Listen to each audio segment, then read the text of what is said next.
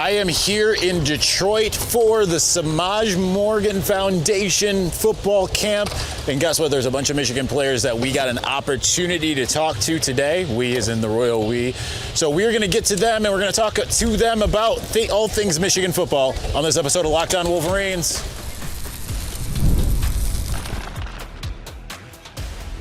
You are Locked On Wolverines, your daily podcast on the Michigan Wolverines. Part of the Locked On Podcast Network, your team every day. Happy Saturday. We are back and doing it. Locked On Wolverines podcast, part of the Locked On Podcast Network, where it is your team every day. We are out and about, doing a walkabout. First time on the podcast that we are doing it this way. We are here at the Semaj Morgan camp, and we've got several players. I'm not sure which ones are going to air today. We're still trying to hunt down Semaj, who obviously we definitely want to talk to. But between today and tomorrow's episodes, we are going to have different guys, whether it's Brandyn Hillman, who we did a whole segment with, talked to Clemson transfer Tré Williams. We talked to, who else did we talk to? Kaden Strayhorn. We also did a recruiting interview with Bryce Maritch from the Michigan Insider. So there's a lot that we want to get to. So first, though, we're going to talk to Semaj Morgan, hell or high water.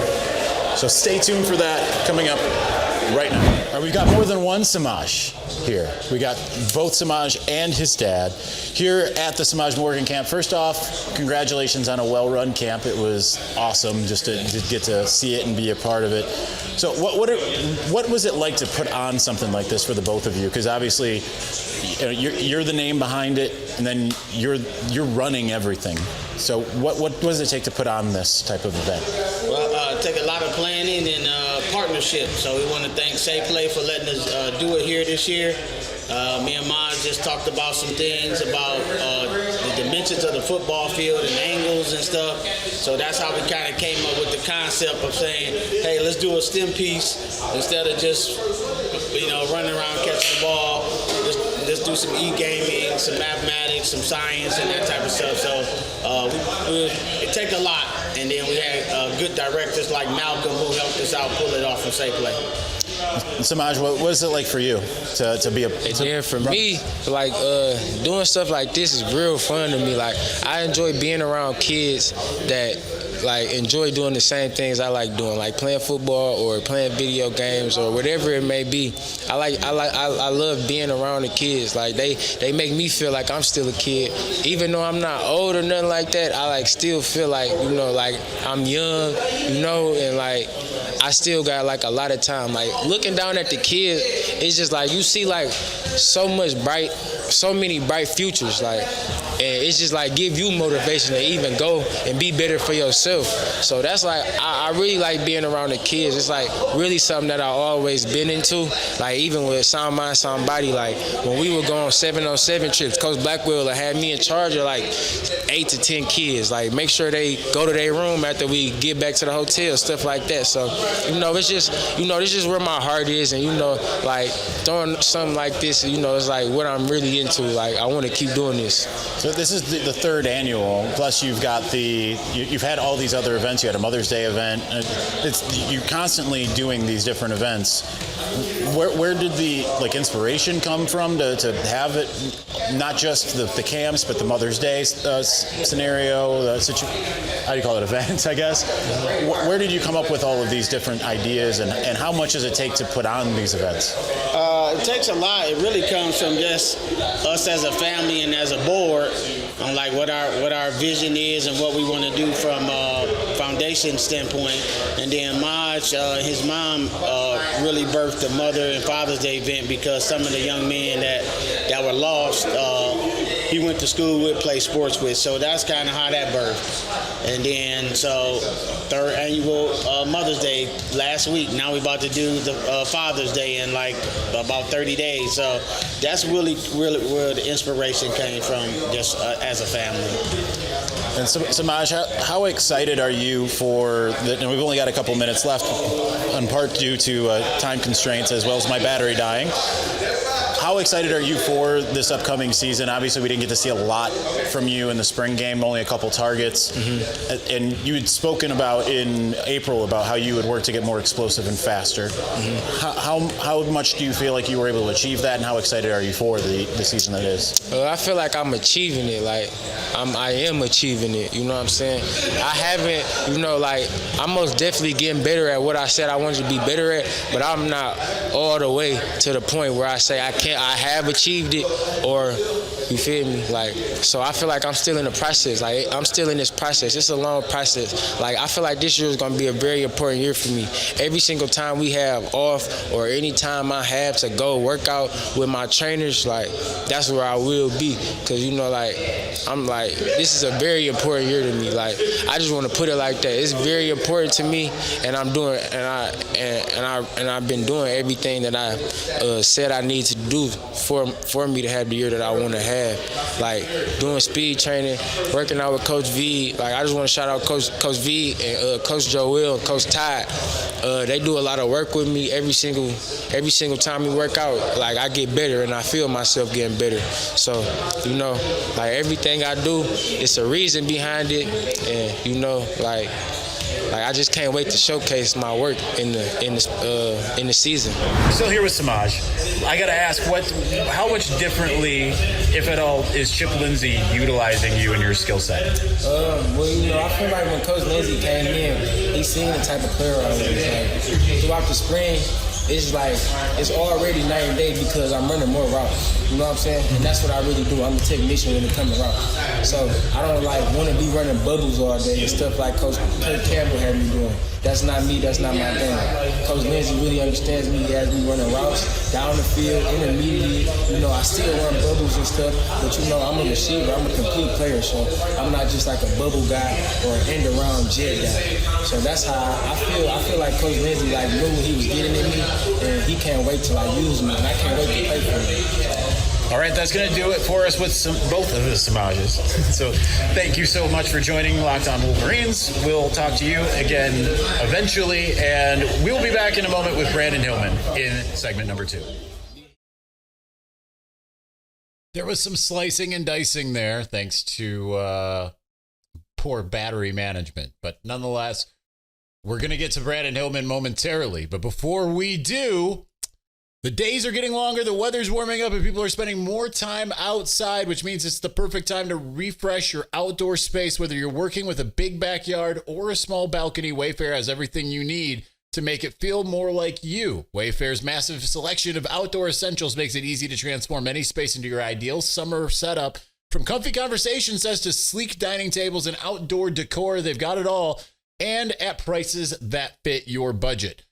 You can grab a new patio dining set and some string lights from Wayfair to help extend your outdoor space. I love the mix of styles they offer. Wayfair makes it super easy to find pieces that match your vibe without spending a fortune. Delivery is free and hassle-free, even for the big stuff. Whether you're entertaining guests or just relaxing solo, shop Wayfair to help you unwind. Shop a huge selection of outdoor furniture online this summer. Get outside with Wayfair. Head to wayfair.com right now. That's WAYFAIR.com. Wayfair, every style, every home.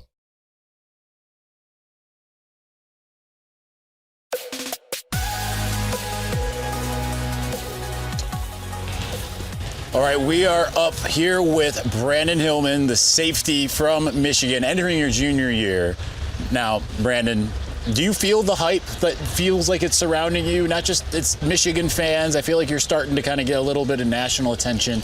How does it feel going into year number 3? It feels good knowing that your work that you've been putting in all these years has finally been coming to light. It doesn't really change nothing for me. I still do the same thing, still work hard. I'm still the same player, but I do kind of feel it, but it's nothing new to me.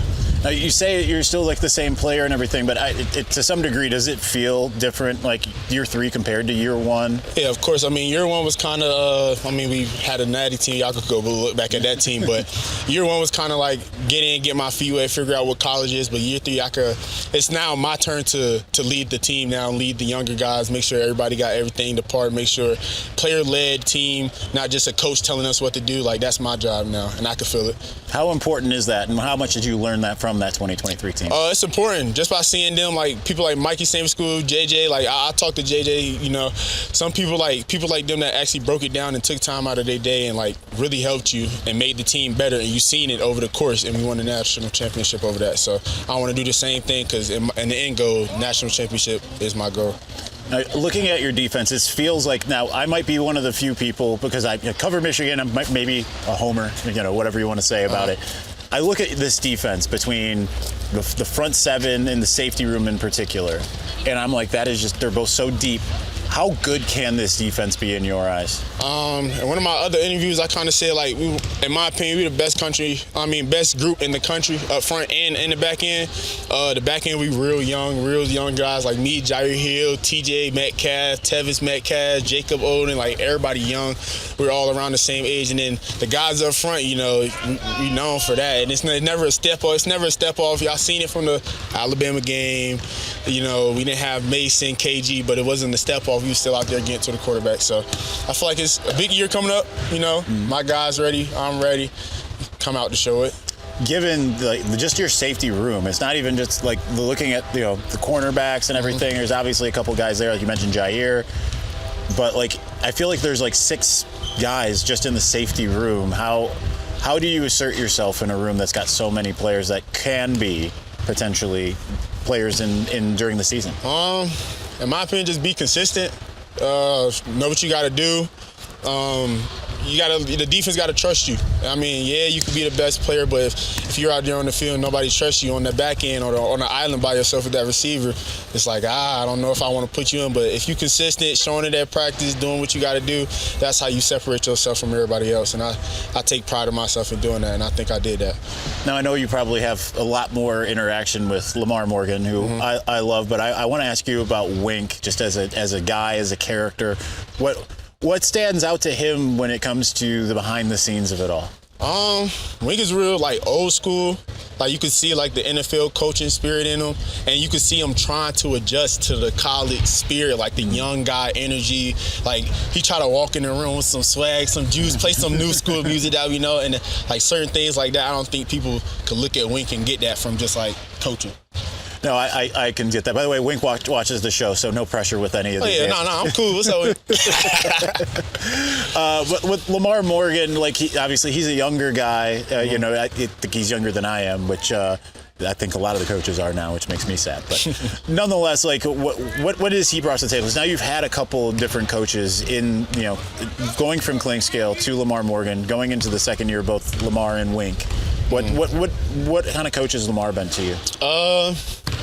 Coach Morgan is really a player coach. I ain't gonna lie, I call Coach Morgan over stuff that's not even football. That's what type of coach he is. If I have a problem, I have a kid, y'all know that, but I have a kid, so sometimes I gotta figure out certain things with fatherhood, and I gotta ask him. He's one of those coaches I could, not just football, off the field, I'm good, and just football-wise, I don't even gotta speak on it because that's our natural instincts. He's a coach, he's a dog at that. He's gonna get the right things out of us, do the right things for us, but just the off the field stuff, Coach Morgan's an expert in my opinion. Last one for you. I got to ask, obviously, about Brice and the offense. It seemed like there was a lot during the spring ball where it was we got to mention Jaden as well. We saw a spring game. I'm not trying to impugn anybody. Yeah. But it's pretty clear Brice is just that next level talent. Where have you seen him having to defend his passes, right? You're on the other end. You've defended a lot of quarterbacks. Where do you see Brice in his development, just even in 6 months? Okay, I'm going to try to break it down to real good.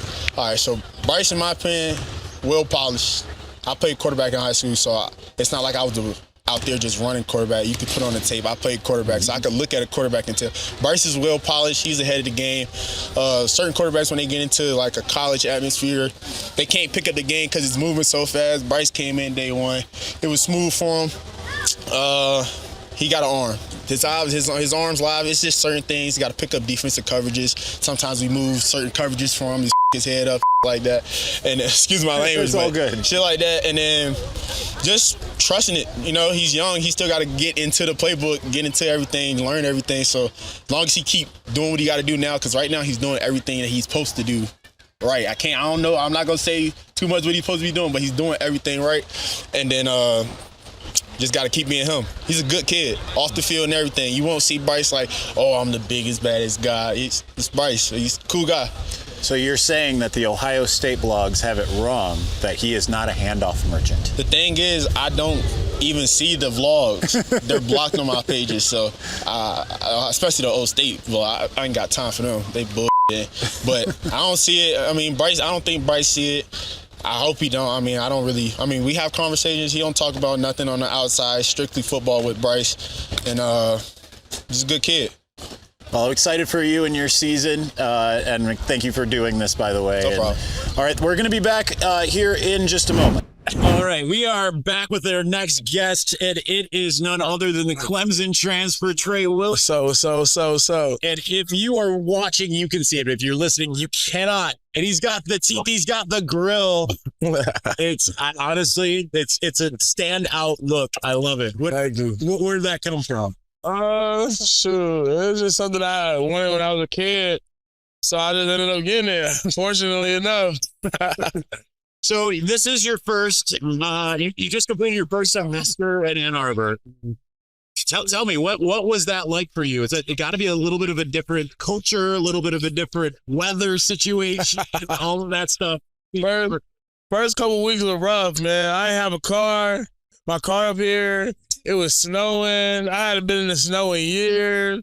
I was so confused. I was like, oh my God. But after a while, it was easy. It was a smooth transition, so it was cool. Now, why did you make a change? Why did you decide to come to Michigan from Boston?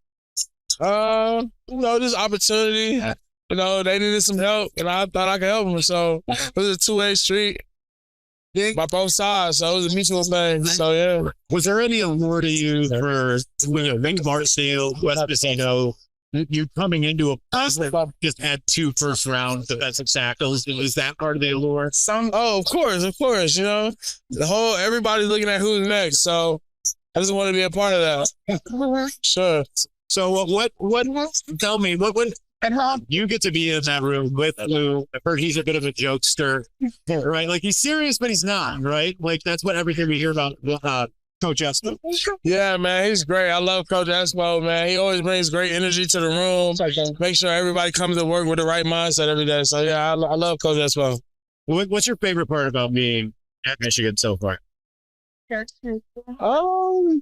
love it all, man. It's got to be something. There's got to be like the food, the buildings, I don't know, Sharon. I would say that's a good question. Nobody ever asked me that. I got to think about that one. Hold on. Favorite part about Michigan? Maybe the fact that we're Jordan. Jordan? Yeah. I would have said the media, but, I'm just kidding. This is our first talking to it. Yeah, for sure. But the Jordan brand, that's what. Yeah, that's cool. That's cool. For sure. You got to wear that at the Big House for the first time on April 19th. What was that experience? I know it's not a full stadium, but it was the first time running out there. What was that like? Oh, it was cool, man. The Big House is like very historic, and it's huge. I can't wait to see what it looks like filled up. So I guess I gotta wait a couple more months, but it's coming soon. Now, do you feel like your defense, and this is a loaded question, especially with the depth that you have, you feel like that this defense could be one of the best? For sure. If we all do what we got to do in the offseason and in fall camp, we all come back on the same page. The sky's the limit for our defense. We got talent at every position, so it's just up to us on how good we can be. How much does it help? You, in your position group, have 6 guys that can transfer. No, we don't really think about it like that because ain't nobody leaving. We all together, but it's cool though because it makes everybody better because it's competition. If you're not on your stuff, the person behind you can come up and take your spot. So it just creates a competition amongst the room, a healthy competition. Well, I'm not aware in terms of being able to keep those fresh legs, being in that situation. Michigan rotated 5 back in 2023, and a lot of those guys were like, man, it's Trey Williams. Oh, yeah. That's great. That's the best thing ever because we're fresh every time we're on the field. You're not as effective if you're not fresh. So just being fresh is a blessing because, not every situation is like that.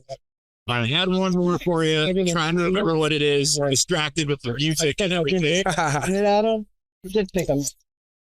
All right, we'll just call it with that. I can't remember with the last one. Hey, shout out to Semaj Morgan, man. My teammate, we at his camp. It's a beautiful day out here. We got the kids out here. Shout out to the city of Detroit, showing love to my man Semaj. Appreciate y'all. Yes, I'm aware that sounded super weird. I had the music was so loud, I forgot to turn my microphone on, and that created all kinds of problems. Don't be surprised, as I haven't gotten to them yet, the editing. If any of the final interviews also sound weird for the same reason, but we are going to continue on. We have Kaden Strayhorn as well as, if I'm just remembering everything right, then Bryce Maritch to talk a little recruiting. We'll get to those here in just a moment.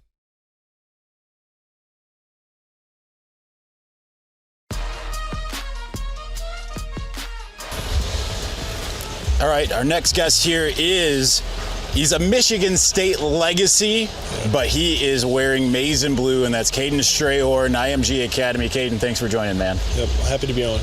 Now, last time I talked to you, this was not on the podcast, but we talked a lot about the show. We talked a bit about your recruitment, how Michigan had really come after you. And can you kind of detail a little bit of just how important that was in your process to have Michigan chase you the way that they did and really just kind of show that they wanted you? Yeah, for me personally, I think that meant, kind of everything to me, just because, when I picked a school, I knew I wanted to go to a school, obviously, with great football and everything, but I think the importance of it is to pick, a program that really wants you and actually cares for you as a person. So I think that was the really big thing, and Coach Newsom and Coach Moore really showed me that while they were recruiting me, and they were very personable to me, and, they would call me as much as they possibly really could. I don't think anybody really called me as much as them, not even close. So, it was a cool thing to see, and especially just, because it's like the rival school, like you're saying. So, Now, your dad was incredibly supportive through the process. Did he show any signs of difficulty, or considering that he's still calling games for MSU? Did he show any of reluctance, especially when you were leaning towards Michigan? Yeah, no, my dad was very supportive. I would say, like, for him as a father, like, he just wants what's best for me and my brother and sister. So, I mean, if Michigan is what's best, that's what's best. It didn't matter to him. So, I mean, as long as I was happy, he was happy. So I think that's the best thing about him, and I really appreciate him for that. Now you've been on campus for a while. You got to. I didn't see you during bowl prep, but I think you were there a little bit during bowl prep. Yeah. So, how was that experience? Your first college experience? I mean, you're not that far away from where you were playing high school ball at IMG Academy. But what was that experience being a part of bowl prep and getting to go up against? I know you probably weren't going up against the ones at that point, but getting to go up against the Michigan defense as they prepared for Alabama. Yeah, I mean, I went against the ones, so I mean, I would say it was good. I think that the biggest difference was the speed of it. It wasn't too much of a difference, that I think a regular kid would say, just because of like the high school that I went to. But it was definitely, the speed of it was a lot faster. So that was the biggest thing. But it was a great experience, and then it was in Florida, so I was able to go to the Under Armour game right after. So it was really hectic because I had to go back and forth. Yeah, I knew you were in the Under Armour game, and then But how did that prepare you for the spring games? We got to see you quite a bit in the spring game, and also just seeing a lot of the videos that Michigan puts out. It seems like almost quite often we get to see you snapping to Bryce. How did that early part prepare you for what you were going to face when you actually got to be a little bit more in the depth of it all? Yeah, I would say, just being able to learn the plays faster, because I got, a month in advance. So that, and then, our coaches like Castillo and stuff like that, they got me really prepared. So I would say it played a huge role in the spring, and, it made me feel kind of like a vet instead of a new guy, What's been your biggest surprise thus far of college life, whether it's team outside of that? I would say it's just the schedule, maybe. It's it takes a lot of time. So it's like, you don't really have much free time. At IMG, it's kind of like that, but it's not obviously the same. And I think that's the biggest thing, but I was prepared for it. So, and I really enjoy everything. So, yeah. What defensive tackles in Michigan has a lot of them? When you're in practice and you're lined up against them, you're like, not this guy again? I mean, Mason and KG are gone, so it's not. So you don't feel like any of those the guys now? No, not really. I mean, in high school I had David Stone and Jaden Jackson on me, so those guys started. And, yeah. Now, what about the guy behind you? that's literally behind you, as in Bryce, not right now. Oh. No, but the guy who's literally behind you and Bryce Underwood. How have you seen him kind of acclimate to? Bryce he's a true leader, I think, and I think his work ethic would surprise a lot of people. I think he's one of the hardest workers I know, and I could really say that off of just having one semester with him. He works extremely hard and he's super humble, so it's great to have a guy like that behind you. Awesome, man. Appreciate you, Kaden. Yeah. All right, we are back with a special guest. We've had him on before. Reluctantly, he paid me to come on. I'm just kidding. That didn't happen. That's Bryce Maritch from 24/7 Sports, the Michigan Insider.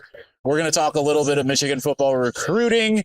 Bryce, you've been traveling a bit, seeing some guys and everything.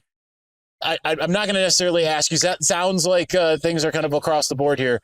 But I do want to ask that everyone's still kind of freaking out. Like we do go through this, I feel like, every year, right?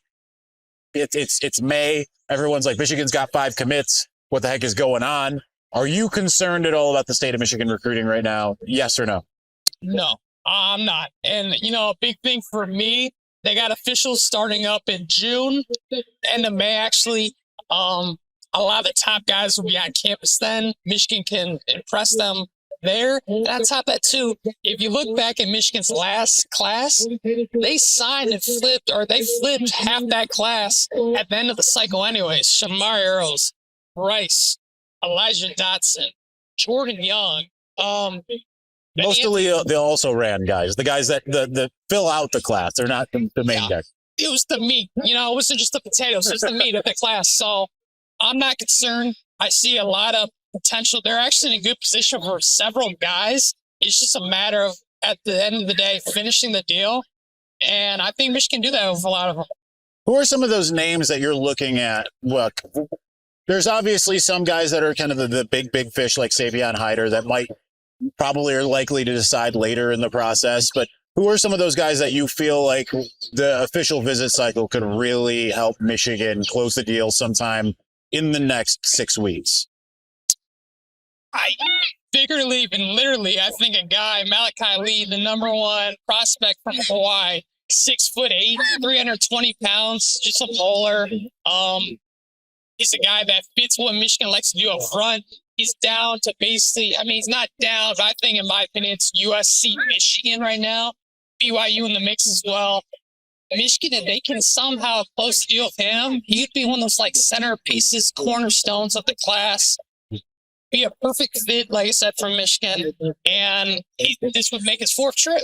A guy coming from Hawaii, making that many trips to Ann Arbor, that speaks volumes to me. And I like where they stand right now. It's 10 hours worth of travel one way. It's a lot. And I remember seeing him on the sideline for the USC game, and the staff had been giving him a lot of attention, probably more than anyone. And that was a game that had Nathaniel Owusu-Boateng, who at the time was probably the top recruit on their board.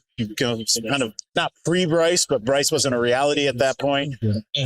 You see a lot of those offensive linemen that kind of, they've got Bear McWhorter in the fold. See Kelvin Obot put Michigan into the top 4.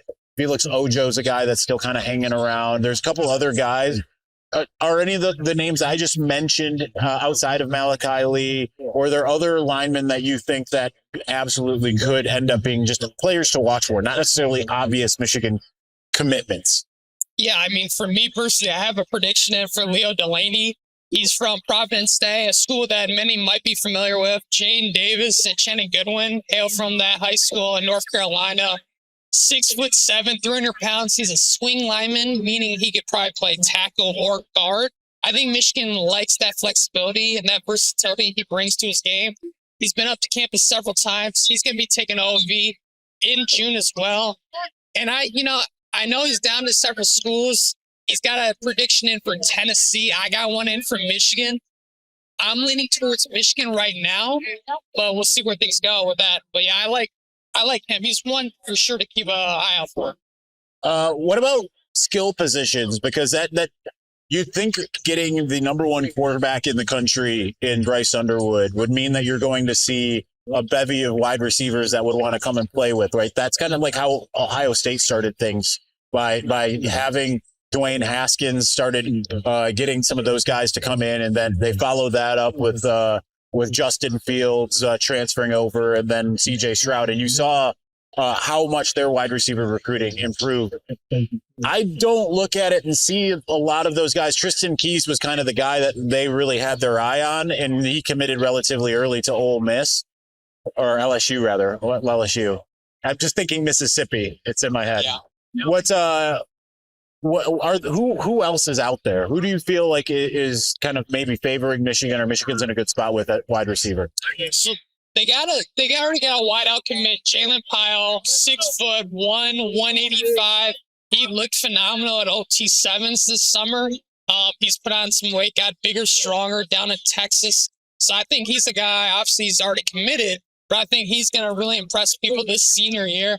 And then a guy that's not committed to them that I think they have a really good shot with is in Virginia, which is a common theme if you haven't picked up on that.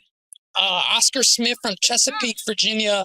Travis Johnson, 6'3", 185 pounds. He's a dual sport athlete. He's a phenomenal basketball player, but he's a guy that can go up, get the ball one-on-one, mismatch in the end zone or the red zone.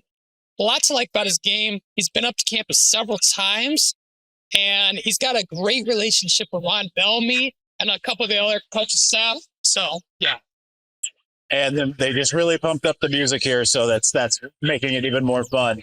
For us to have to try to mute this out and get it out of the podcast. Well, we can go inside if you want. No, this is good.